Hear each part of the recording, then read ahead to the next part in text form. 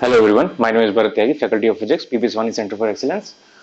हमारा जो कैप्स्टर चैप्टर है वो फिनिश हो चुका है। लास्ट टाइम मैंने उसमें सारे लास्ट टॉपिक्स भी करा दिए थे। ओके, तो अभी सिर्फ उसकी प्रैक्टिस बची है, प्रैक्टिस आप करते रहो। और हमें इसके साथ ही हमारा पहली यूनिट जो है वो खत्म हो चुकी है। पहली यूनिट थी हमारी इलेक्ट्रोस्टैटिक्स, जिसमें हमारे पास चैप्टर थे electric charge and electric field, electric potential and electric capacitors. तो ये तीन मेजर टॉपिक आते हैं उसमें। वो सारे फिनिश हो चुके हैं। इलेक्ट्रिक चार्ज इलेक्ट्रिक फील्ड हमने पढ़ लिया था, इलेक्ट्रिक पोटेंशियल पढ़ लिया, इलेक्ट्रिक कैपेसिटर्स पढ़ लिया। ठीक है, तो ये पहली जो यूनिट थी उसका नाम है इलेक्ट्रोस्टैटिक्स। अब यूनिट 2 स्टार्ट होगी, विच इज करंट इलेक्ट्रिसिटी। तो दोनों में क्या डिफरेंस है, मैंने स्टार्टिंग में जब हमारा 12th का सिलेबस स्टार्ट हुआ था, जब हमने इलेक्ट्रिक चार्ज पढ़ना स्टार्ट किया तभी मैंने आपको बताया था इलेक्ट्रोस्टैटिक्स का मतलब है we were studying the nature of charges when they are static, when they are in rest not moving. तो जब चार्जेस रेस्ट में होते हैं, मूव नहीं करते, तो उसके जो फिनोमेना होते हैं, उससे रिलेटेड जो फिनोमेना होते हैं, उनको हम इलेक्ट्रोस्टैटिक्स की स्टडी की कैटेगरी में ब्रांच में डालते हैं। और अब हमें पढ़ना है कि अगर वो मूव करने लगे तब क्या होगा, तब क्या कौन कौन से फिनोमेना होंगे, वो हमें स्टडी करने हैं। और स्टार्टिंग में मैंने आपको बोला था एक चीज जनरल, कि 12th का सिलेबस जो है पूरा वो हमारा सिर्फ चार्जेस के अराउंड रिवॉल्व करता है। सारा स्टडी चार्जेस का है। और एक ही फोर्स के लिए, फोर्स पर बेस्ड है पूरा सिलेबस जो है। वो इलेक्ट्रोमैग्नेटिक फोर्स है। 4 फंडामेंटल फोर्सेज जो हमारे पास होते हैं, उनमें से जो इलेक्ट्रोमैग्नेटिक फोर्स है, सिर्फ उस फोर्स पर ही ऑलमोस्ट 12th का सारा सिलेबस बेस्ड है ना। सिर्फ एक फोर्स की वजह से सारे फिनोमेना हो रहे हैं, और मेनली चार्जेस की वजह से ये सारे कॉज होते हैं, क्योंकि इलेक्ट्रोमैग्नेटिक फोर्स चार्ज की वजह से लगता है। ओके, तो मैं उसका एक जनरली जल्दी से एग्जांपल, उसका एक ब्रीफ बताता हूँ, फिर आप सिलेबस स्टार्ट करेंगे और चैप्टर स्टार्ट करेंगे। मैं ऐसे ही बता देता हूँ। जब चार्जेस रेस्ट में होते हैं, यानी स्टैटिक कंडीशन में होते हैं, व्हेन चार्जेस एट रेस्ट, तो वहां से हमारे पास इलेक्ट्रोस्टैटिक फिनोमेना जनरेट होते हैं, जैसे कि electric field, electric potential, dipole, है ना, कैपेसिटेंस, ये सारी चीजें जनरेट होती हैं जब चार्जेस मोशन में होते हैं। और मोशन दो टाइप का होता है, charges in uniform motion, uniform motion. तो इस केस में इन सारे फिनोमेना के साथ साथ करंट भी जनरेट होती है। तो यहाँ पे इलेक्ट्रिक करंट की और स्टडी करनी होती है हमें। तो यहाँ पे alternative current, direct current, DC वगैरह, ओम्स लॉ, ये सारी चीजें यहाँ पे फिर आने लगती हैं। रेजिस्टेंस, रेजिस्टिविटी, कैपेसिटेंस, कंडक्टिविटी, ये सारी चीजें। तो वो करंट का फिनोमेना फिर वहां पे वो भी प्रोड्यूस होने लगता है। और जब चार्जेस, और इसके साथ साथ ही करंट के फिनोमेना के साथ साथ ही यहाँ पे मैग्नेटिज्म भी जनरेट होता है। मूविंग चार्जेस की वजह से ही मैग्नेटिज्म भी जनरेट होता है। तो पूरा जो मैग्नेटिज्म का फिनोमेना है वो भी चार्जेस इन यूनिफॉर्म मोशन की वजह से वो वहां पर जनरेट हो रहा है। और चार्जेस जब नॉन यूनिफॉर्म मोशन में होते हैं, यानी एक्सीलरेटेड मोशन में होते हैं, नॉन यूनिफॉर्म मोशन, तो वहां पे इन सब के साथ साथ लाइट या ईएम वेव भी प्रोड्यूस होती है। तो लाइट आप जानते हो ऑलरेडी क्या होता है, इलेक्ट्रोमैग्नेटिक वेव को ही हम लाइट बोलते हैं। और ये कब जनरेट होती है, तो ये इफेक्ट लाइट, जब लाइट प्रोड्यूस करने के लिए हमें चार्जेस को एक्सेलरेट कराना होता है। जब भी चार्जेस एक्सेलरेट होते हैं तब लाइट प्रोड्यूस होती है। आपने एटम में, केमिस्ट्री में पढ़ा होगा, एटम में जब इलेक्ट्रॉन जो ऑर्बिट के अराउंड रिवॉल्व करते हैं, जब वो एक्सेलरेट करते हैं तो फोटॉन्स को वो एमिट करते हैं। और वो क्यों एमिट कर पा रहे हैं, क्योंकि वो एक्सेलरेट कर रहे हैं। एक ऑर्बिट से दूसरी ऑर्बिट में जाने के लिए उनको एक्सेलरेट करना पड़ता है। और जब भी चार्जेस एक्सेलरेट करते हैं तब लाइट प्रोड्यूस होती है, ईएम पार्टिकल प्रोड्यूस होता है। वो किसी भी रेंज का हो, अल्ट्रावायलेट हो, एक्सरे हो, कुछ भी हो, लेकिन वो होता सब लाइट ही है। सिर्फ वेवलेंथ और फ्रीक्वेंसी का फर्क है, बाकी सारी चीजें ईएम वेव सारी लाइट ही है बेसिकली। तो वो सारी तब प्रोड्यूस होती है जब चार्जेस एक्सेलरेट करते हैं। तो ये लाइट और ईएम वेव वाले कंसेप्ट यहाँ पर आते हैं फिर। ठीक है, जब चार्जेस नॉन यूनिफॉर्म मोशन या एक्सेलरेटेड मोशन करते हैं। तो सारा जो फिनोमेना है इस पूरे 12th सिलेबस का, वो चार्ज पार्टिकल्स के अराउंड ही रिवॉल्व करता है, चार्जेस के अराउंड ही रिवॉल्व करता है। तो अभी हमने रेस्ट के लिए जो पहली यूनिट थी वो बात कर ली हमने। रेस्ट में जब होता है तो कौन कौन से फिनोमेना होता है और क्या क्या उसकी वजह से हमें स्टडी करनी है, वो हम यूनिट 1 में कंप्लीट कर चुके हैं। इलेक्ट्रोस्टैटिक्स में वो हमारा कंप्लीट हो चुका है। अब यूनिट 2 स्टार्ट कर रहे हैं। यूनिट 2 है on based on the motion of charge, uniform motion of charge, which produces electricity, current electricity। तो अभी हम करंट इलेक्ट्रिसिटी की बात करना है। यूनिट 2 के में हमें करंट की बात करनी है, इलेक्ट्रिक करंट बेसिकली। तो करंट इलेक्ट्रिसिटी इसका यूनिट का नाम है, चैप्टर का नाम है। चैप्टर का नंबर क्या है उससे हमें ज्यादा मतलब नहीं है, आप देख लेना आपके मटेरियल के हिसाब से क्या नंबर है या एनसीईआरटी के हिसाब से क्या नंबर है। नंबर मैटर नहीं करता, हमारे जो पैटर्न है सिलेबस का उसके अकॉर्डिंग नेक्स्ट हमारा ये पढ़ने को आएगा। तो नेक्स्ट चैप्टर है करंट इलेक्ट्रिसिटी। पहला क्वेश्चन ऑब्वियसली आएगा, व्हाट इज करंट। तो ये सब आपने 10th क्लास में पढ़ा हुआ है। इलेक्ट्रिक, और मैं यहाँ पे बार बार करंट बोल रहा हूँ, करंट का जनरली मतलब होता है फ्लो, लेकिन यहाँ पे हम इलेक्ट्रिसिटी के रेस्पेक्ट में बात कर रहे हैं। तो इलेक्ट्रिक करंट है पूरा नाम इसका, इलेक्ट्रिक करंट। ठीक है, इसको हम रिप्रेजेंट करते हैं कैपिटल आई या स्मॉल आई से। और क्या मतलब है इसका, आप जानते हो इसका मतलब क्या है, charge flow per unit time. Charge flow per unit time is current. Charge flow per unit time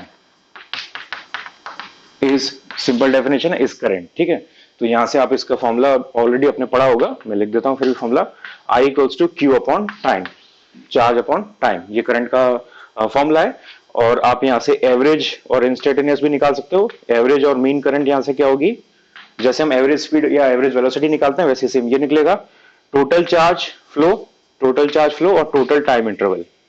तो ये एवरेज या मीन का फॉर्मूला हो जाएगा, total charge flow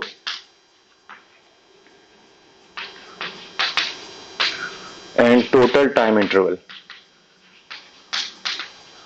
total time interval. ठीक है, ये हो गया हमारा मीन या एवरेज करंट। और इसके साथ ही आपको इंस्टेंटेनियस निकालने को भी बोल सकता है, तो इंस्टेंटेनियस करंट का फॉर्मूला होगा D Q upon D T, differential term में लेंगे, क्योंकि इंस्टेंटेनियस का मतलब है किसी पर्टिकुलर इंस्टेंट पे हमें करंट निकालनी है, तो उसके लिए हमें डिफरेंशिएट करना पड़ेगा, तो उसका फॉर्मूला हो जाएगा D Q upon D T. Same चीज हम यहाँ पे वेलोसिटी में भी करते हैं, तो वही सेम फिनोमेना है, उसी सेम पैटर्न से हमने लिखा हुआ है यहाँ पे, तो वो आप समझ गए होंगे। तो ये हो गया करंट, करंट की बेसिक डेफिनेशन। अब करंट की एक डायरेक्शन भी होती है, although it is not a vector quantity, current एक स्केलर क्वांटिटी है, ये स्केलर क्वांटिटी है करंट, और इसकी एसआई यूनिट होती है एम्पियर। एसआई यूनिट है इसकी एम्पियर, सिंबल होता है ए।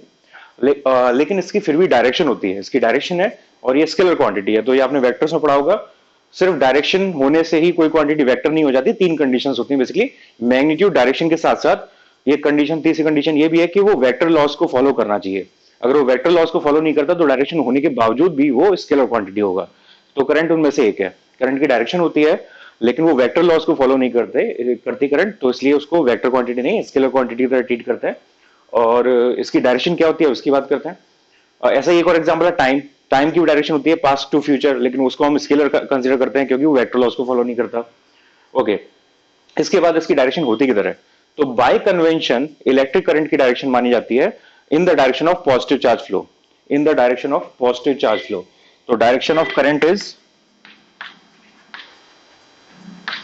direction of current is in the direction of positive charge flow।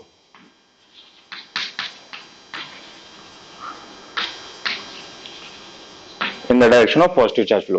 तो अगर आपके पास कोई मटेरियल है जिसमें करंट फ्लो हो रहा है और उसमें आपको डायरेक्शन देखनी है, तो अगर वो पॉजिटिव चार्ज की वजह से करंट फ्लो हो रहा है तो पॉजिटिव चार्ज जिधर जा रहा है करंट की डायरेक्शन उधर होगी। अगर वो नेगेटिव चार्ज की वजह से फ्लो हो रहा है जैसे इलेक्ट्रॉन्स, तो जिधर इलेक्ट्रॉन जा रहे हैं उसके अपोजिट डायरेक्शन में करंट होगी। बाय कन्वेंशन डायरेक्शन ये ली जाती है। ओके, तो ये सारी बेसिक चीजें होंगी करंट के बारे में। अब इसमें कुछ और पॉइंट्स को डिस्कशन करते हैं। जैसे पहला पॉइंट, करंट के बाद करंट फ्लो करने के लिए हमारे पास कुछ चार्जेस होने चाहिए जो मूव करें। चार्जेस जब मूव करते हैं तब करंट जनरेट होती है। तो जो चार्जेस मूव करके करंट को जनरेट करते हैं उनको हम बोलते हैं चार्ज कैरियर्स। चार्ज कैरियर्स यानी जो चार्ज कैरी कर रहे हैं करंट को, चार्ज कैरियर्स। ठीक है, तो ये वो किसी भी मटेरियल को आप लो, यूनिवर्स में जितने भी मटेरियल हैं सबके पास चार्ज है, हर बॉडी में चार्ज है। ठीक है, मेरी बॉडी में चार्ज है, आपकी बॉडी में चार्ज है, हर बॉडी में चार्ज है, लेकिन वो सारा चार्ज करंट जनरेट नहीं कर रहा, उनमें से कुछ चार्ज करंट जनरेट करता है। तो वो जो चार्ज है जो करंट जनरेट कर रहा है वो है जो मूव कर रहा है। ठीक है, तो जो चार्ज मूव करके करंट जनरेट करता है उसको हम चार्ज कैरियर बोलते हैं। ये इसकी डेफिनेशन हो सकती है। Charge carrier different different materials में डिफरेंट डिफरेंट होते हैं। जैसे आप अगर सॉलिड्स की बात करो, सॉलिड्स में बात करो तो सॉलिड्स में अगर हमारे पास कंडक्टर्स हैं यानी मेटल्स, कंडक्टर्स हैं, तो इसमें चार्ज कैरियर होते हैं free electrons. Free electrons, free का मतलब क्या है, यहाँ पे इलेक्ट्रॉन्स, सारे इलेक्ट्रॉन्स ये काम नहीं करते, सिर्फ फ्री इलेक्ट्रॉन जो है वो ऐसा काम करते हैं। तो सपोज ये जनरली मेटल्स होते हैं, तो क्या होता है उनमें इलेक्ट्रॉन्स तो हर एटम के अंदर है, ऑर्बिट्स में हर एटम में इलेक्ट्रॉन्स हैं, लेकिन वो सारे इलेक्ट्रॉन्स करंट जनरेट नहीं कर रहे हैं जो नेट करंट है। वैसे वो माइक्रोस्कोपिक करंट जनरेट कर रहे हैं, एटम के अंदर ही उनको कंसिडर कर सकते हैं, लेकिन वो macroscopically in general net current generate नहीं करते हैं। ठीक है, तो जो ऑर्बिट में इलेक्ट्रॉन्स है वो नेट करंट नहीं दे रहे हैं। नेट करंट कौन दे रहा है? जो ऑर्बिट में नहीं है, जो ऑर्बिट से लूज हो चुके हैं। तो जो ऑर्बिट से लूज इलेक्ट्रॉन्स होते हैं उनको हम फ्री इलेक्ट्रॉन्स बोलते हैं, और वो मेटल में सबसे ज्यादा होते हैं। मेटल, और इसलिए सारे मेटल जो होते हैं वो कंडक्टर होते हैं। मेटल्स में जो आउटर इलेक्ट्रॉन्स हैं वो नॉर्मल टेम्परेचर की एनर्जी को लेके हायर जो सबसे लास्ट ऑर्बिट्स होती है वहां से रिलीज हो जाते हैं। बेसिकली जो नॉर्मल टेम्परेचर, रूम टेम्परेचर का जो एनर्जी है वो उतनी एनर्जी को लेके रिलीज हो सकते हैं ऑर्बिट से अपनी। तो उस ऑर्बिट से वो रिलीज होकर फ्री हो जाते हैं, मेटल के अंदर फ्रीली मूव करने लगते हैं, और फ्रीली मूव करने की वजह से वो फ्री हो जाते हैं और उनकी वजह से ही करंट जनरेट होती है। तो आपके दिमाग में अभी ये क्वेश्चन आ रहा होगा कि अगर वो फ्री हो जाते हैं नॉर्मल टेम्परेचर पे, तो नॉर्मल टेम्परेचर पे मेटल कहीं रख दो तो उसके अंदर करंट होनी चाहिए। That is true, but problem क्या है कि वो मूव करते हैं रैंडमली। जब तक वो आइसोलेटेड विदाउट वोल्टेज डिफरेंस रखे हुए हैं तब तक वो रैंडमली मूव करते हैं, यानी जितने पार्टिकल्स इलेक्ट्रॉन के इधर जा रहे हैं उतने ही इधर जा रहे हैं। तो नेट करंट कैंसिल आउट होकर जीरो हो जाती है ना। तो नेट करंट नहीं होती उस केस में। लेकिन अगर आप पोटेंशियल डिफरेंस लगा दोगे उस कंडक्टर के अराउंड, तो एक जो सारे इलेक्ट्रॉन्स हैं वो एक ही डायरेक्शन मूव करने लगेंगे, तो उनकी जो करंट है सारी वो एडअप होकर एक नेट करंट प्रोड्यूस हो जाएगी। ठीक है, तो इस तरीके से काम करता है। तो सॉलिड्स में, कंडक्टर के केस में फ्री इलेक्ट्रॉन्स हमारे चार्ज कैरियर होते हैं जो करंट फ्लो कराते हैं। सेकंड है सॉलिड्स के लिए सेमी कंडक्टर्स। सेमीकंडक्टर्स, तो सेमीकंडक्टर्स में इलेक्ट्रॉन्स एंड होल्स। जब सेमीकंडक्टर चैप्टर आएगा तो मैं और डिटेल में इसे बताऊंगा, लास्ट मॉडर्न फिजिक्स में आएगा, लास्ट 12 के लास्ट पार्ट में। तो यहाँ पे इलेक्ट्रॉन्स और होल्स बेसिकली एब्सेंस होती है इलेक्ट्रॉन्स की, वो पॉजिटिव चार्ज की तरह बिहेव करती है, वो एंटी इलेक्ट्रॉन की तरह बिहेव करती है बेसिकली। तो वो भी फ्लो करती है वहां पे और इलेक्ट्रॉन भी फ्लो करते हैं, और ये दोनों चार्जेस को प्रोड्यूस करते हैं सेमीकंडक्टर के केस में। तो ये सॉलिड के लिए हो गया। नेक्स्ट है थर्ड, लिक्विड। लिक्विड का एग्जांपल जैसे इलेक्ट्रोलाइट। तो हम सेल के अंदर इलेक्ट्रोलाइट जो सोल्यूशन बनाते हैं, उस सोल्यूशन में जो चार्ज कैरियर होता है, जो करंट फ्लो कराता है, वो होता है positive ion and negative ion. Positive ion and negative ion. Simple example जैसे सोडियम क्लोराइड है, आपने बैटरी में यूज किया और सोडियम क्लोराइड में से सोडियम पॉजिटिव आयन अलग हो गया, क्लोराइड नेगेटिव आयन अलग हो गया। तो सोडियम पॉजिटिव आयन, जो पॉजिटिव आयन है वो नेगेटिव टर्मिनल की तरफ भागेगा, नेगेटिव क्लोराइड आयन वो पॉजिटिव टर्मिनल की तरफ भागेगा। वो दोनों मूव करेंगे, उन दोनों के मूव की वजह से, मोशन की वजह से करंट जनरेट होगी। तो वहां पे पॉजिटिव भी करंट को जनरेट कर रहा है और नेगेटिव भी करंट को जनरेट कर रहा है, और दोनों की करंट ऐड होगी। पॉजिटिव अलग डायरेक्शन में जाएगा, नेगेटिव अपोजिट डायरेक्शन में जाएगा, लेकिन पॉजिटिव की वजह से जो करंट आएगी वो पॉजिटिव की डायरेक्शन में होगी, नेगेटिव की वजह से जो करंट आएगी वो भी पॉजिटिव की डायरेक्शन में होगी, क्योंकि अपोजिट होती है। तो वहां पर जो नेट करंट है वहां पे आप लिख सकते हो वो पॉजिटिव के लिए प्लस नेगेटिव के लिए, दोनों के लिए ऐड होके आएगी। तो उस केस में फॉर्मूला हमारा ये हो जाएगा, पॉजिटिव की करंट प्लस नेगेटिव की करंट। ठीक है, तो लिक्विड यानी इलेक्ट्रोलाइट के केस में पॉजिटिव और नेगेटिव आयंस जो है वो करंट प्रोड्यूस करते हैं, यानी ये चार्ज कैरियर्स होते हैं। फोर्थ है गैस या वेपर। तो यहाँ पे गैस में जैसे थंडर इलेक्ट्रिसिटी, एयर में थंडर इलेक्ट्रिसिटी जो चमकती है वो कब प्रोड्यूस होती है? वो जब प्लाज्मा की कंडीशन बनती है तब प्रोड्यूस होती है। तो यहां पर क्या होता है हमारे पास? Positive ions and electrons. Positive ion and electrons होता क्या है? बेसिकली गैस को जब हम गर्म करते हैं या उसमें से इलेक्ट्रिसिटी फ्लो कराते हैं तो उसमें जो एटम्स हैं वो आयनाइज हो जाते हैं, वहां से इलेक्ट्रॉन्स रिमूव हो जाते हैं। तो वहां पे एक पॉजिटिव आयन बन जाता है, हर एटम से एक इलेक्ट्रॉन बन जाता है। अब वहां पे अगर आप टर्मिनल लगा दोगे, पोटेंशियल डिफरेंस लगा दोगे, तो पॉजिटिव आयन नेगेटिव टर्मिनल की तरफ भागेगा, इलेक्ट्रॉन जो है पॉजिटिव टर्मिनल की तरफ भागेगा। तो वो पॉजिटिव आयन और इलेक्ट्रॉन करंट फ्लो कराने लगेंगे, सेम फॉर्मूला वहां पे भी अप्लाई हो जाएगा, नेट करंट इन दोनों से ऐड करके निकल आएगी। तो यहाँ पे ये चार्ज कैरियर्स हमारे पास positive ions and negative ions, sorry electrons. तो ये चार्ज कैरियर्स होते हैं। इसके बाद कंडक्शन के बेसिस पे, करंट के कंडक्शन के बेसिस पे हम तीन टाइप के मटेरियल्स को डिफाइन करते हैं। वो आपने पढ़ा हुआ है, बहुत बेसिक कंसेप्ट है, मैं ऐसे ही आपको ओरली बता देता हूँ। तो वो है हमारे पास क्या क्या? कंडक्टर्स, दूसरा नॉन कंडक्टर्स या इंसुलेटर्स, और तीसरा सेमी कंडक्टर्स।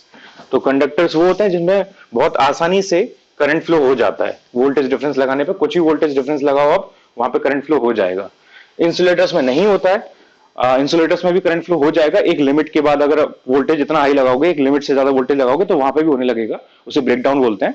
वो हमने कैप्स्टर में पढ़ा हुआ है, डाइलेक्ट्रिक ब्रेकडाउन जो होता है वो, उसके बाद वहां पे करंट फ्लो होने लगता है, लेकिन उससे पहले वहां पे करंट फ्लो नहीं होगा, आप कितना भी वोल्टेज अप्लाई कर लो। तो होते हैं हमारे पास इंसुलेटर्स या नॉन कंडक्टर्स बोलते हैं उन्हें। और तीसरे हैं सेमीकंडक्टर्स। सेमीकंडक्टर्स वो हैं जो नॉर्मल कंडीशन में कंडक्शन नहीं करते हैं, लेकिन थोड़ा सा उसमें चेंज कर दो, टेम्परेचर इंक्रीज कर दो, ऐसा कुछ, तो वो करंट फ्लो कराने लगते हैं, कंडक्टर्स में कन्वर्ट हो जाता है। तो बेसिकली कंडक्टिविटी एक वर्ड है जो ये बताता है कि जो हमारे पास मटेरियल है वो कितना आसानी से कंडक्ट कर पा रहा है। तो कंडक्टिविटी कंडक्टर्स की बहुत हाई होती है क्योंकि बहुत आसानी से कंडक्ट करा सकते हैं वो। इंसुलेटर्स की बहुत लो होती है, बहुत मुश्किल से कंडक्ट कराते हैं। और सेमी कंडक्टर्स की इन बिटवीन होती है, वो दोनों के बीच में। तो इससे आप उसे शो कर सकते हो। या एक कंडक्टिविटी का उल्टा होता है रेजिस्टिविटी। तो जहां पे कंडक्टिविटी हाई है वहां पे आप बोल सकते हो रेजिस्टिविटी लो है। तो जैसे कंडक्टर्स के लिए कंडक्टिविटी हाई है तो रेजिस्टेंस या रेजिस्टिविटी लो है। इंसुलेटर्स के लिए कंडक्टिविटी लो है, इसका मतलब उसकी रेजिस्टिविटी बहुत हाई है। और सेमीकंडक्टर्स के लिए इन बिटवीन अगेन। तो ये क्लासिफिकेशन ऑफ मटेरियल्स है, बहुत सिंपल है, आपने ऑलरेडी पढ़ा होगा ये 10th क्लास तक। तो मैं उसको बता नहीं रहा हूं। कंडक्टर्स, इंसुलेटर्स एंड सेमीकंडक्टर्स बहुत सिंपल कंसेप्ट है। एग्जांपल आप जानते हो कंडक्टर्स के एग्जांपल क्या होता है। कंडक्टर्स के एग्जांपल है हमारे पास मेटल्स बेसिकली, है ना, इलेक्ट्रोलाइट सॉल्यूशन, ये सारी चीजें। और इंसुलेटर के एग्जांपल पेपर, प्लास्टिक, वुड, ये सारी चीजें। सेमीकंडक्टर के एग्जांपल बहुत सारे हैं। कई टाइप के सेमीकंडक्टर्स होते हैं, वो जब चैप्टर आएगा तो और डिटेल में पढ़ेंगे। जो सबसे फेमस है वो एलिमेंटल सेमीकंडक्टर्स है, यानी जो एलिमेंट फॉर्म में होते हैं। वो है जर्मेनियम एंड सिलिकॉन, जिनसे सारे चिप बोर्ड बनते हैं, जिनसे सारी इलेक्ट्रॉनिक्स इक्विपमेंट बनती है। आप कोई भी इलेक्ट्रॉनिक डिवाइस खोलो, वहां पे जो उसका बोर्ड निकलेगा, चिप बोर्ड निकलेगा, वो चिप बोर्ड बना हुआ है सेमीकंडक्टर मटेरियल से। जनरली सिलिकॉन को यूज किया जाता है। इसी वजह से जो इलेक्ट्रॉनिक मार्केट होती है, इंफॉर्मेशन टेक्नोलॉजी वाली बड़े बड़े सेक्टर्स होते हैं, उनको हम सिलिकॉन वैली, अमेरिका में जैसे सिलिकॉन वैली है, उसको सिलिकॉन वैली के नाम से बोलते हैं। क्योंकि वो सारा बेस्ड है इलेक्ट्रॉनिक्स पर, और इलेक्ट्रॉनिक्स सारा बेस्ड है सेमीकंडक्टर्स पर। और सेमीकंडक्टर में जो मोस्टली यूज होता है वो है सिलिकॉन।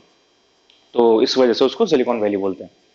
ओके, तो ये जब सेमीकंडक्टर चैप्टर आएगा तब और ज्यादा डिटेल में पढ़ेंगे। अभी हमें करंट की बात करनी है, तो कुछ क्वेश्चन ट्राई करते हैं पहले करंट पे। एक चीज और बात कर लेते हैं। करंट जो है दो टाइप की होती है।